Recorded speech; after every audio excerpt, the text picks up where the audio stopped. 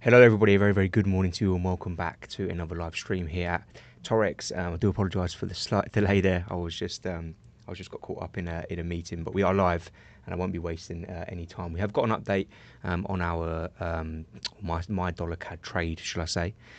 So if you are around and you are watching live, I do apologise again. Hope you're doing well and I hope you've had a good start to your trading week. Mine's been an interesting one. I haven't quite got into the swing of things just yet, but it was just a Monday yesterday, so absolutely no rush or panic there at all. Let's not waste any time. Let's go straight into the updates that I do have for my own trading. So, hello to you, Curtin. Good to see you. Hope you're doing well. And we're going to look into your analysis as well because it was really good. And although maybe you didn't profit from it as such, it was still fantastic analysis, and we want to shout about that when we can. So.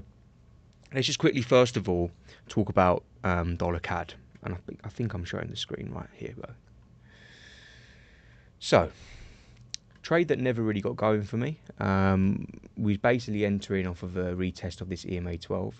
I like the look of more dollar downside. I did like that. However, it just never really got going, and actually, I closed it yesterday as I've. This is why it's important to be in the Discord channel, because when I do have an update on anything that I'm doing personally, I do always put it in the Discord channel. If you are watching on catch up, that's just a hint to you. Links in the description.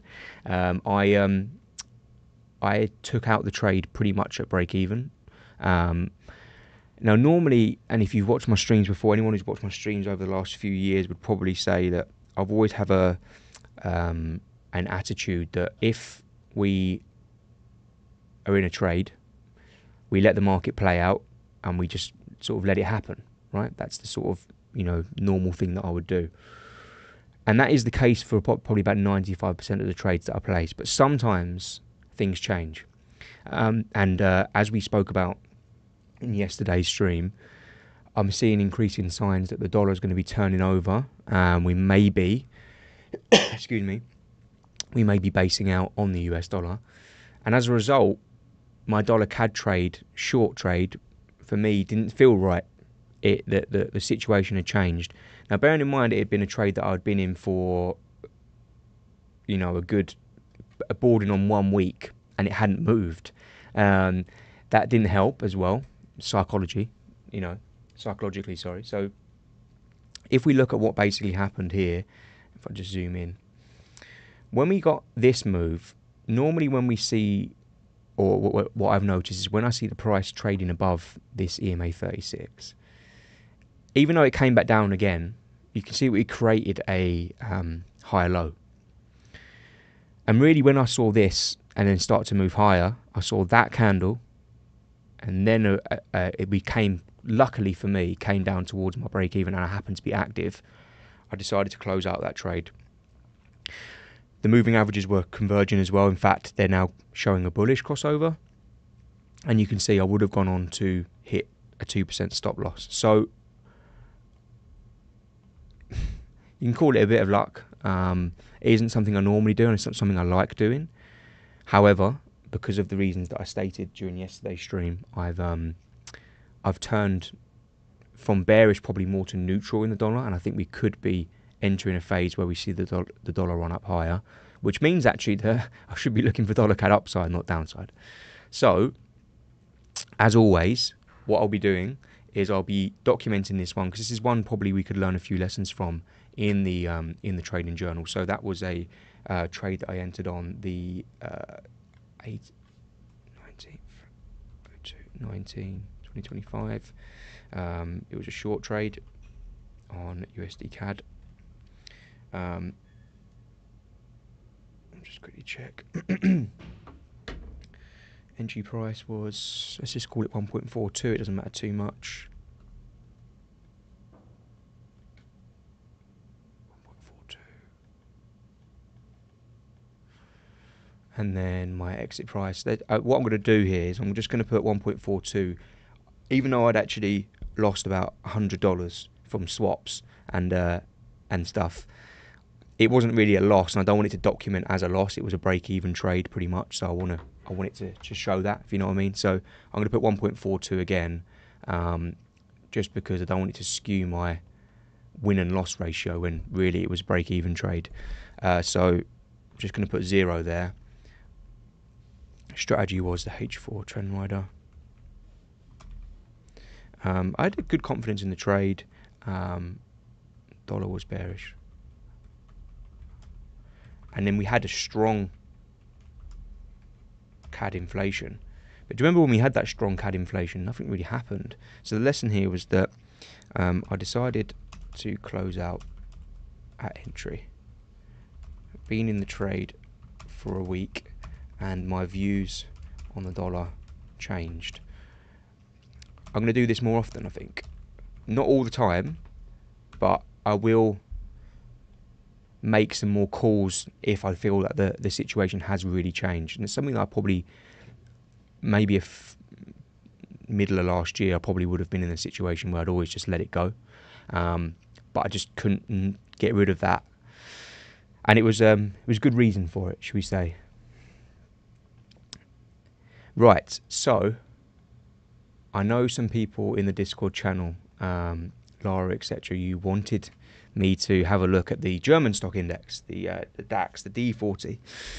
And I always like it when people in the community, deliver some really strong trade ideas and some analysis. And that's exactly what we got here. So, well done to you, Curtin, because this was a brilliant call from you and a brilliant spot. I hadn't actually, for some reason, the German stock index isn't something that I'd really been actively trading over the last couple of months. I know it had been blasting up to the upside, and European stocks had been sort of catching up from last year. Now, if we just go back to the original analysis, because there could be another opportunity here. The analysis that was put forward by Curtin, a member of our community, was basically this fair value gap. As simple as trading gets. Friday's close, Monday's open, fair value gap. And as you can see, price, if I zoom right in here, got very, very close to tapping that fair value gap. Don't think it did it? No, it didn't. It literally just missed it, as you can see. Price then reacted higher, but then came down to test it properly. There's the test. There was the buy entry potential signal. And as you can see, did run close to 1-to-1, so not quite at 1-to-1 just yet. So when it comes to, by the way, great spot, amazing. When it comes to what we're looking at now, the only way I could see, I wouldn't enter off the gap again, Curtin. In my opinion, if we now come down and test this gap again, we're probably going to fill it. That's the probability. However, you could potentially say, right, okay, if we just drop down the time frames and we look to see where can we find. So there's the reaction.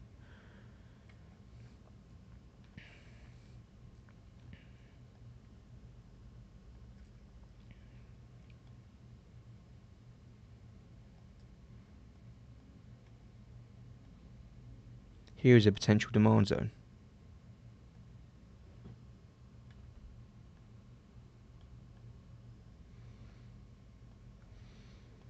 So this is a scalping opportunity, not one that I'll be placing, but this is how you probably, if you miss a trade, this is sometimes how you can then get in. It's basically you drop down the time frames and you look for the lower time frame reaction or break of structure, as you can see. There it is, right?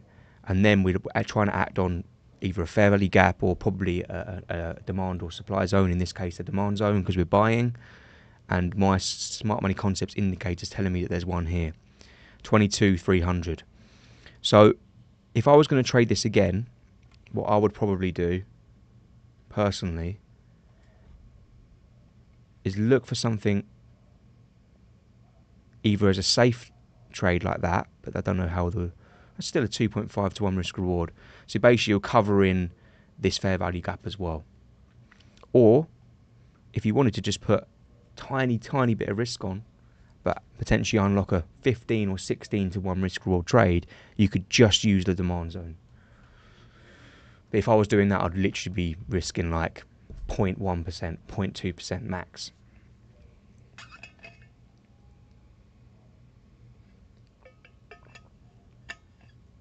Okay,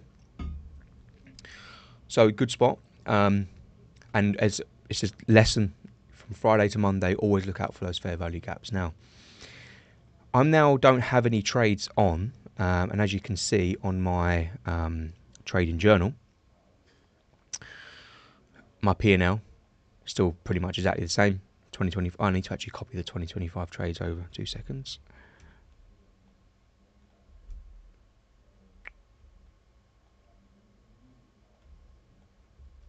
There we go. I don't know why that's put it in the loss column.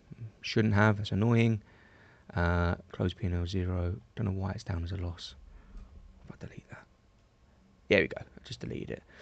So I'll put that down here as break even.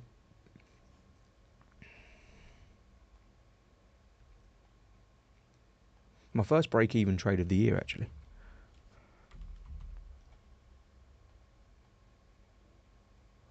Put it in yellow. There we go. Right, good stuff. Okay. So, oil. If I just go back to the charts, I'm really keen to sell oil.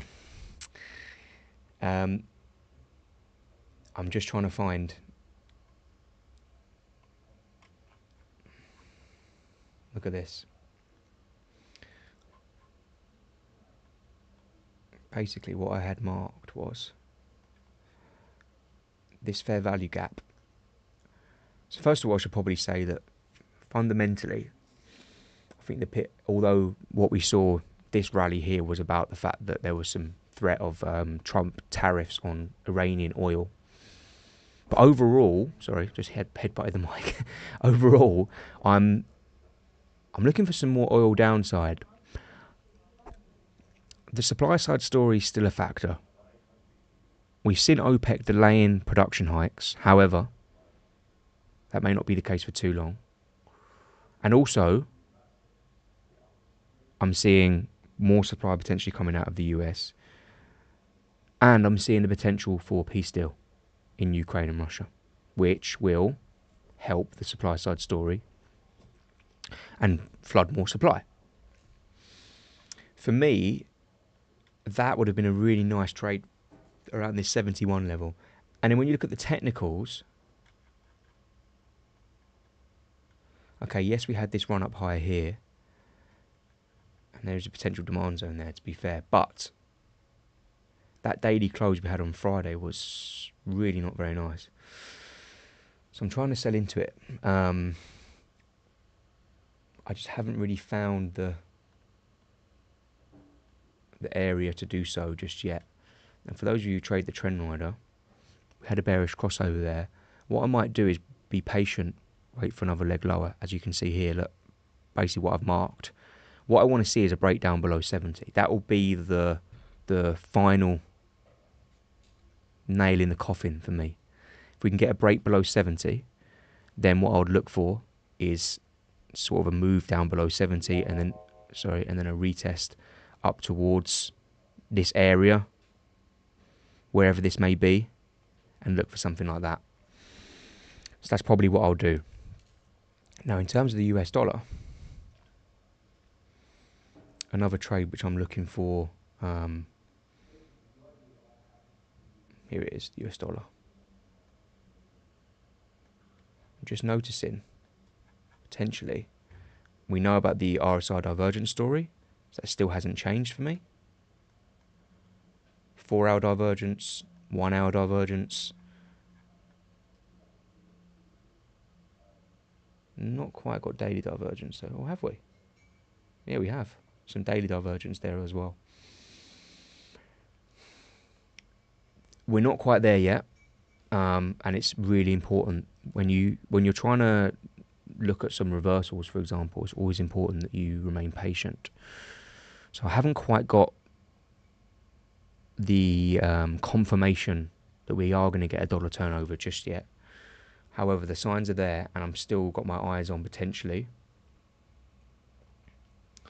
a euro dollar sell if we can get a liquidity grab, and also dollar CAD longs, and also dollar yen longs. But hey, look, the trend here on dollar yen is bearish, right? You can see that. I'm just saying that if we can get a move down in towards this low, liquidity grab, bullish divergence, we could get a nice reversal here on dollar yen. But again, I'm speculating. The actual what's in front of me, and that's what good traders would say, always trade what's in front of you. What's in front of me is potentially another leg lower, but I'm going to hold off for this one. Now dollar CAD looks to me like it's increasingly going to be the sort of first one. Sorry, going to be the first one where we get some upside.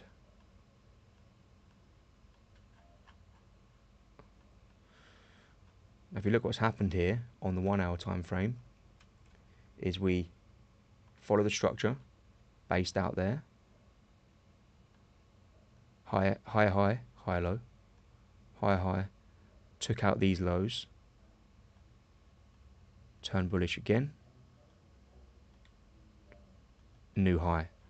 So if you look at where we are now,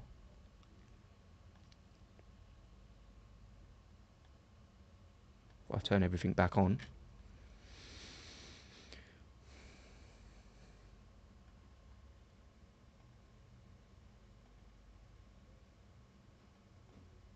look at that. EMA 12 and the 50% of this fair value gap, and we've started to move. We've started to move.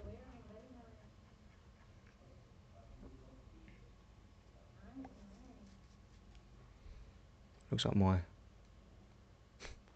my trading views crashed on me. Don't know why it's not letting me do that, but okay. So basically, let me refresh it.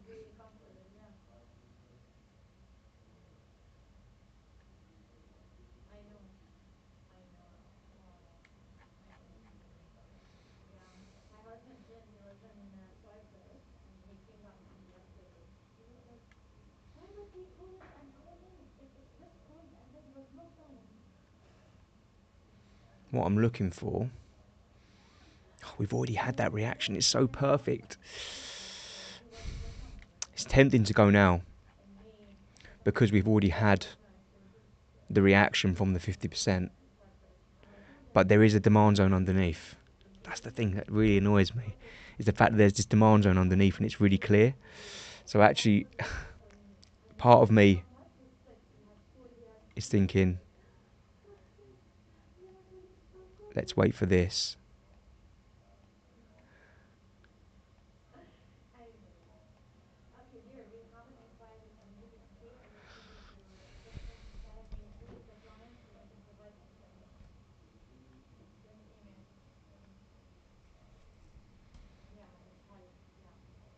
It sits below the EMA though, that's the problem. Don't know why my trading view's being really slow. I think it might be down. I'm going to be a bit more patient. If the dollar had confirmation, then I'd probably go now on dollar CAD. But I'm trying to remain as patient as possible. I'm going to keep monitoring that dollar index just to see if we do manage to get that confirmation of reversal. It's not quite there yet. Just stick with me. Be patient. Never chase the markets. Just wait for them to come to you. So I'm going to wait for dollar CAD to come to me. But it's one of the first ones I'm looking at. Because when you look at it all against all the other currencies, dollar CAD looks stronger of all of them. So it could be the first one that reverses to the upside with the dollar. So I've got my eyes set on that for this week. Probably not just yet. When I do have that opportunity, I will share it in the Discord channel, okay? As I always do. Okay, good stuff. Right. Thank you to those who tuned in today. If anyone does need me or have any questions, feel free. Oh, hello to you, Bilal. What do you think about Bitcoin? Will it go further down? You bought Sol, Trump, Dodge, and I'm in 25. Let's have a look at Bitcoin.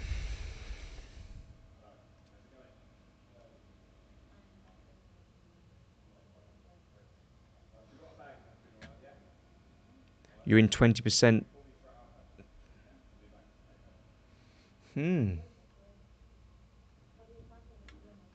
Okay, right. Well, here we have it. We are, in my opinion on Bitcoin here, is that we are at threat of more downside. Now let me tell you why it's a threat and not a confirmation. Let me get rid of everything. Market structure. There's our move higher. And what happens after the end of a 20% loss? Okay. Have you not got a stop loss? Okay, so Bilal, Bitcoin. Right. Here's the after something happens in them, after you get a big move higher or a big move lower, normally what happens after that is a period of consolidation. Here is that period of consolidation. This is on a daily time frame on Bitcoin. So there's the blast up we had from November, and really since then it's been ranging between 89,000 and the all-time highs at 108,000. Now, when you have a period of consolidation like that, well, I would always recommend using the stop loss. You're always going to put yourself in trouble. But let me tell you what I think. When you get a period of consolidation, what happens is you get a liquidity build up. So you get, lots of traders jostling for position. You get lots of, people buying and selling. You get this big liquidity build up. And what happens here is the top side, you've got liquidity, and the bottom side, you've got liquidity. So think about it. Anyone who's selling the market here has probably got stop losses above this high. Anyone who's buying the market has probably got stop losses below this low. Now, what happens? Market goes up, grabs the liquidity on the top side, trades back inside the range. Now, look at this. Pretty much got a liquidity grab on this low. So, my view, if Bitcoin closes below this low, as in we get a full candle closure below this low, right, we're probably shaping up for something like this. Now, where could we go to? Let's think about it logically. We can probably say a move down to around 83,000 could be the next area of support if this low breaks. So unfortunately, there could be some more downside. Or if we see a liquidity grab much like this one, we may get a situation where Bitcoin actually trades not like that, but more like this, and comes back up into the middle of the range, maybe even back up to 100,000. So today's closure is very, very important, Bilal. Very, very important. I hope for your sake that we don't get a candle closure below this low, because I think that spells probably a move down to 83,000. If we can get a liquidity grab, then I think that we could get a move back up to 100,000.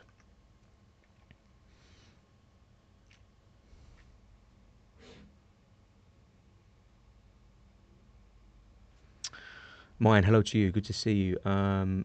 You bought USED. Do you mean USD?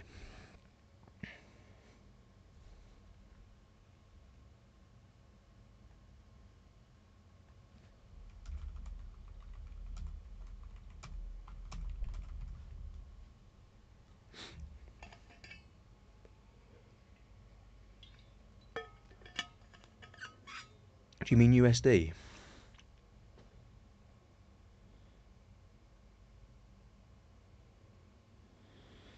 I bought Sol on 157 in spot and it's in hell of a loss. Should I sell it now or should I hold?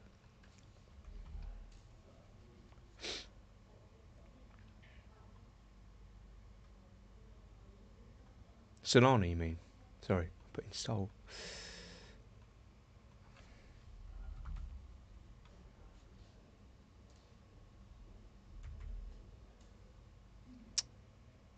Let me check it for you.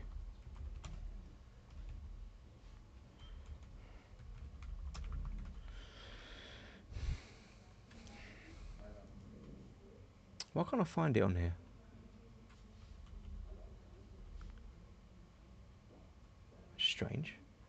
thought it was on here.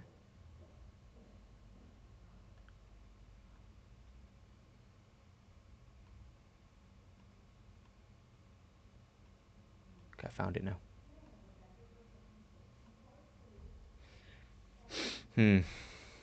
I've done some analysis on this before.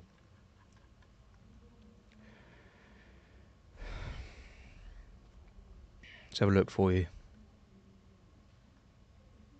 You can see that, yeah, you can see my screen. Okay, Solana, right.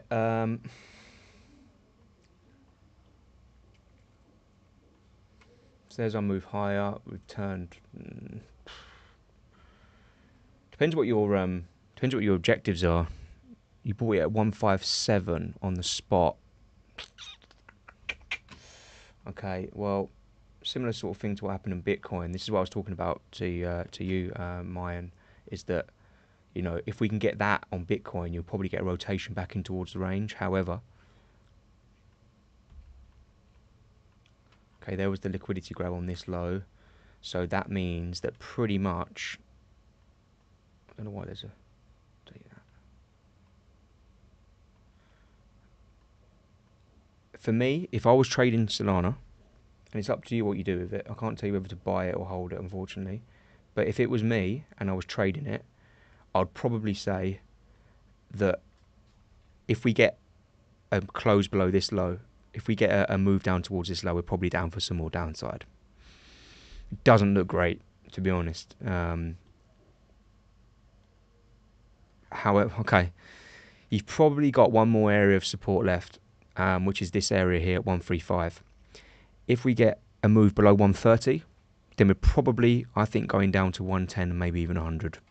However, if 130 holds, we could be in. But I'll be honest, if I had to decide, and I'm sorry to tell you this, but it looks bearish to me.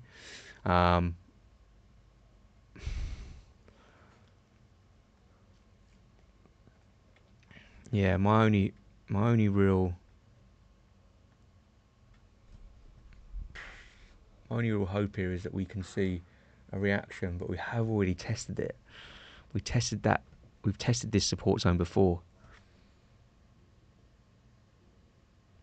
But we may get a bounce back up to 157, which probably opens up you the opportunity to close at break even if you want to. Don't know what your targets are. This is the problem with cryptocurrencies when we see that bull cycle. Often it's met, or in the last 2 times it's happened, it's been met with a few years of downside or at least consolidation. So, yeah, sticky one. Doesn't look great, but there is one more support area left. So good luck, is all I can say.